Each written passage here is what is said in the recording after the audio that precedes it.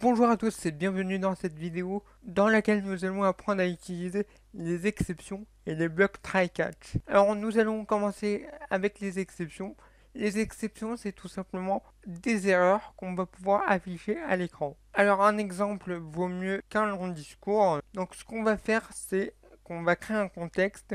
On va déclarer une variable de type int qu'on va appeler âge et on va déclarer une méthode qui va nous permettre de changer la valeur de âge. Private static void, on va l'appeler setAge et en paramètre, on va lui donner la nouvelle valeur que je vais appeler value. Et sauf que là, je décide de ne pas écrire la fonction, voilà, parce que j'ai envie de la faire plus tard, ou alors je travaille avec des collègues et c'est à mon collègue de d'écrire cette fonction. Mais voilà, on déclare d'abord les fonctions et puis on demande à notre collègue de la programmer. Donc on est bien d'accord que notre fonction, elle existe, mais elle n'est pas opérationnelle. Et moi, j'ai envie que s'il y a quelqu'un qui appelle cette fonction, j'ai envie qu'on affiche une erreur qui dit que cette fonction, elle existe, ok, mais elle n'est pas utilisable pour l'instant. Donc on va afficher une exception, donc une erreur. Alors pour afficher une erreur, peu importe la nature de l'erreur, c'est avec le mot-clé throw. Alors je vais vous expliquer en détail ce que fait ce mot-clé.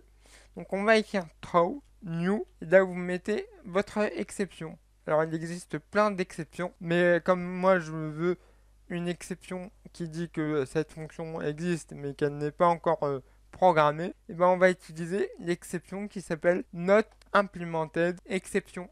Voilà. Et si j'essaye d'appeler cette méthode setAge dans la fonction main avec une valeur, peu importe la valeur, et que j'exécute, et bien vous voyez que là j'ai une erreur. Alors là c'est Visual Studio qui m'affiche l'erreur et qui me souligne même l'erreur. Et l'erreur là c'est quoi? C'est system.notImplementedException. Donc là c'est le type de l'erreur. Et la description c'est la méthode où l'opération n'est pas implémentée. Bah oui, on n'a pas encore écrit notre méthode setAge. Alors moi j'ai utilisé l'exception qui s'appelle notImplementedException, mais il en existe plein d'autres. On va aller voir sur internet, donc je vous mettrai cette page en description. C'est une page qui répertorie toutes les exceptions possibles. Vous avez par exemple ici index out of range exception. C'est une exception qui est levée quand vous essayez d'afficher un élément d'un tableau ou d'une collection qui n'existe pas. Alors je vais vous la montrer parce que cette exception elle est hyper importante et je suis sûr que vous allez la rencontrer plusieurs fois dans votre vie. Donc ce qu'on va faire ici, c'est qu'on va utiliser ce code-là. Et ce code-là, en fait, on va déclarer une variable tableau qui s'appelle ma liste. Et on va rien mettre dans cette variable tableau. Donc ma variable tableau, elle est vide. Et juste en dessous, on va essayer d'afficher dans la console l'élément 0 de ma liste, qui n'existe pas. Donc là, normalement, j'ai une erreur. Donc voilà, là, j'ai une erreur qui s'appelle index out of range exception. Et on nous dit que l'index se trouve en dehors des limites du tableau. Bah oui, l'élément 0 de mon tableau n'existe pas. Alors là, comme vous pouvez le voir, c'est Visual Studio qui m'affiche l'erreur. Parce que voilà, on est en mode debug, j'ai exécuté le programme avec Visual Studio. Par contre, si j'essaye d'exécuter le programme avec le .exe en double-cliquant sur le .exe, et ben l'erreur s'affiche dans la console. Voilà. Alors si vous êtes en mode Windows Form, ce sera une message box qui va s'afficher avec l'erreur dessus. Donc voilà, je vous ai montré deux exceptions. Alors il en existe plein d'autres, comme vous pouvez le voir dans cette liste-là. Et vous pouvez même créer votre propre exception. Donc nous, on va créer une exception qui va s'afficher quand la nouvelle valeur de âge est inférieure à 0. Donc vous êtes bien d'accord, un âge c'est soit égal à 0, soit supérieur à 0, mais jamais inférieur à 0. Donc nous, on va créer notre propre exception qui va s'exécuter quand on essaye de mettre une valeur négative à notre âge. Donc pour cela, on va créer une classe que je vais appeler âge exception. On va supprimer les namespaces inutiles. On va rendre notre classe publique et on va faire en sorte que notre classe hérite de la superclasse exception. Alors toutes les exceptions, eh ben, elles dérivent d'une classe qui s'appelle exception. Donc nous, on va créer notre propre exception qui dérive, comme toutes les autres exceptions, de la classe mère qui s'appelle exception. Et pour pouvoir afficher notre erreur, on va créer un constructeur. donc public âge exception. Voilà, on va l'ouvrir et on va appeler le constructeur de la classe mère. Pour cela, on va mettre un double point ici.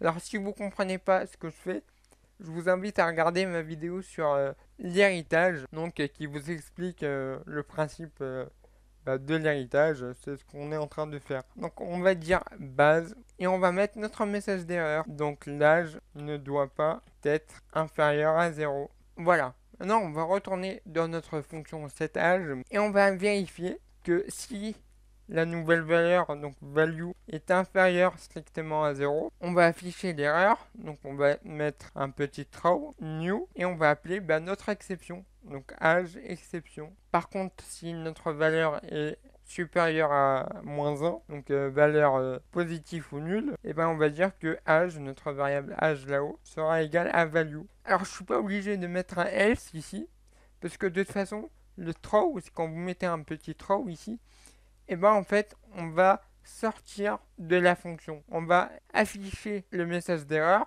et on va sortir de la fonction.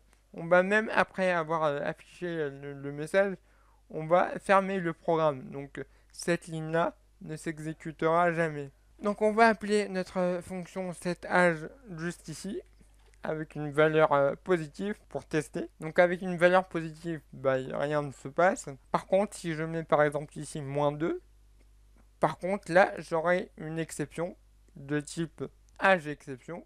C'est notre exception à nous que nous venons de créer avec un petit message. Donc l'âge ne doit pas être inférieur à 0.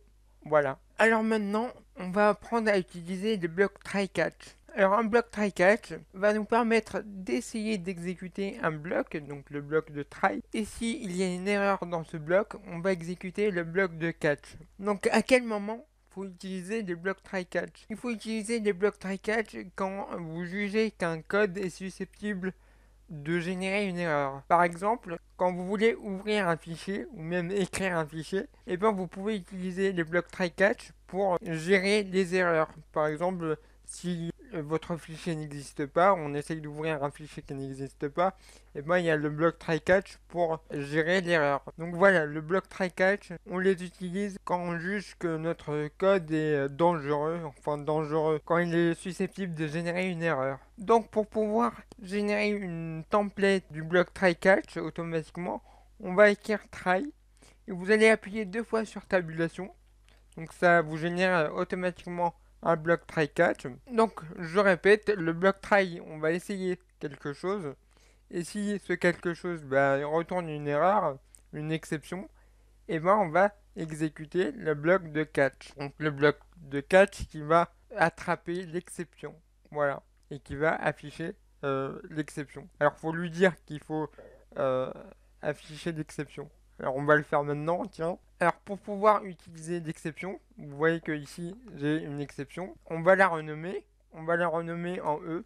Alors vous pouvez la renommer comme vous voulez, c'est une variable. Moi je vais respecter la convention. Et la convention elle dit que les exceptions, faut les appeler E. Donc voilà. Et ici on va tout simplement faire throw E pour afficher l'erreur.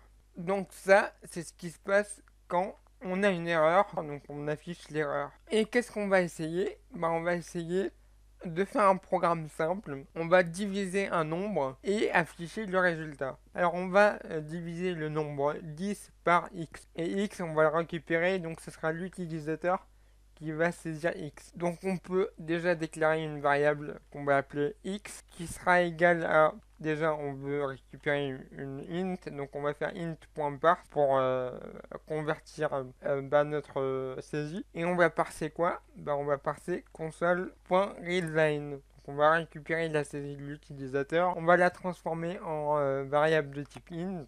Et juste en dessous, on va afficher le résultat. Donc on va dire que 10 divisé par notre variable x est égal à, on a dit 10 divisé par x. Donc voilà.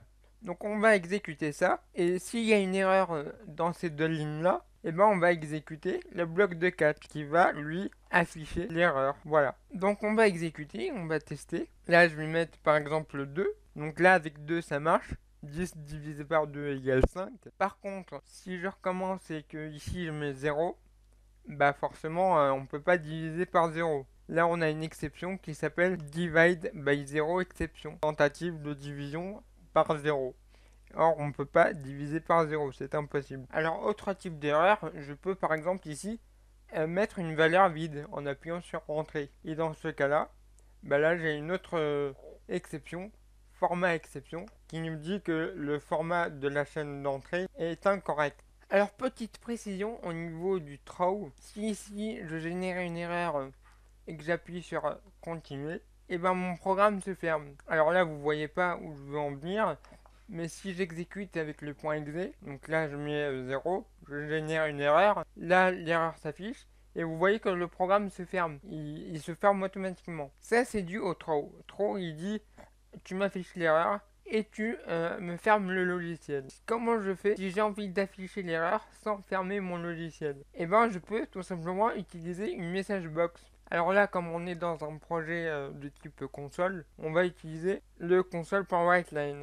Mais si vous êtes en Windows Form, vous utiliserez la message box. Et donc nous, on veut afficher l'erreur. On va pas mettre juste E, on va mettre E.message. E.message va tout simplement retourner le message d'erreur. Et dans ce cas-là, on affiche l'erreur, tentative de division par 0, et l'application reste ouverte. Alors sachez que ce qu'il y a à la suite du bloc try, par exemple si ici je mets console.writeline de fin du calcul, si j'exécute, si la valeur est bonne, là on a notre fin du calcul. Par contre, s'il y a une erreur, on n'aura pas notre fin du calcul. Parce que là, il y aura une erreur à ce niveau-là, plus précisément, et on va directement sauter dans le bloc catch. On va pas exécuter ce qu'il y a à la suite, donc on n'affiche pas notre fin du calcul. Alors il nous reste un dernier truc à voir. On peut ici rajouter un troisième bloc qui va s'appeler finally. Finally, en fait, c'est un bloc qui va s'exécuter peu importe ce qui se passe là-haut. Alors généralement, on l'utilise avec un throw. Donc on va mettre throw E. Voilà. Ce bloc finally va s'exécuter peu importe si on a réussi l'opération de try ou si on a exécuté le catch, donc ça veut dire qu'il y a une erreur. Qu'il y ait une erreur ou non, on va exécuter le bloc finally. Alors à quoi sert concrètement ce finally? Par exemple, quand vous essayez d'ouvrir un fichier, il faut tout le temps le refermer et vous le ferez dans le bloc finally. Que s'il y a une erreur au moment où vous ouvrez un fichier, vous ne pourrez pas le refermer. Et dans ce cas-là, si votre fichier est sur votre clé USB, vous ne pourrez pas éjecter votre clé USB. Donc voilà, donc ça c'est un exemple. Donc pour le tuto d'aujourd'hui, on va tout simplement afficher un message. Donc console.writeline, le bloc finally s'exécutera qu'il y ait une erreur ou non. Donc là on va essayer. Voilà. Alors là j'ai mon message d'erreur, on va faire continuer. Et là, mon programme se ferme. On n'a pas eu le console.writeline, le bloc s'exécutera qu'il y ait une erreur ou non. Alors en fait, si, il s'est exécuté. Mais vu qu'on a dit que throw il affiche l'erreur et il ferme l'application, en fait, dans cette configuration-là, on va afficher l'erreur, on va exécuter le bloc de finally et on va fermer l'application. Sauf que nous, on n'a pas vu le message de finally. Pourquoi?